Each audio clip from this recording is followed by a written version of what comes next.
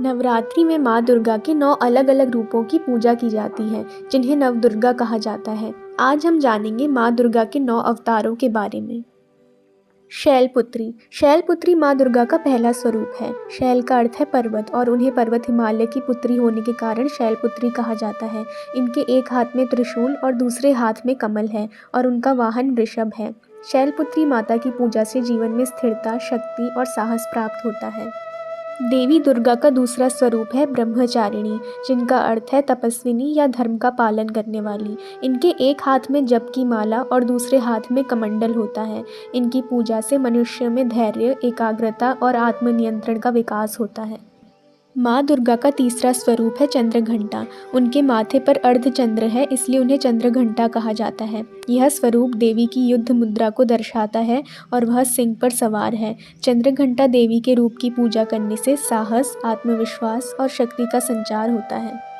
माता का चौथा स्वरूप कुष्मांडा है, जो ब्रह्मांड की रचनाकार है। कुष्मांडा देवी ऊर्जा और जीवन की स्रोत मानी जाती है।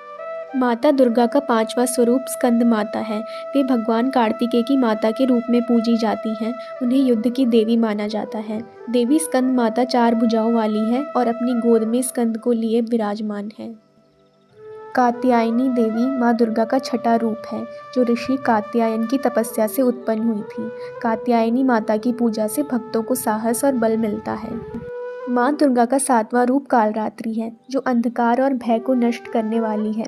यह देवी का अत्यंत उग्र रूप है, जिसमें वह काले रंग की होती है और उनके हाथों में अस्त्र शस्त्र होते हैं। यह गधे पर सवार रहती है। माता कालरात्रि की पूजा करने से भय और बुरी शक्ति से मुक्ति मिलती है।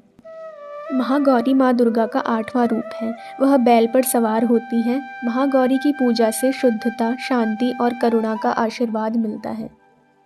सिद्धिदात्री माँ दुर्गा का 9वां और अंतिम रूप है। वह सभी सिद्धियों की दाता है और वह कमल पर विराजमान है। इनकी पूजा से सभी प्रकार की सिद्धियाँ प्राप्त होती हैं और इनका स्वरूप ज्ञान और आध्यात्मिकता को बढ़ावा देता है। इन 9 देवियों की पूजा करने से सदैव जीवन में खुशहाली बनी रहती है।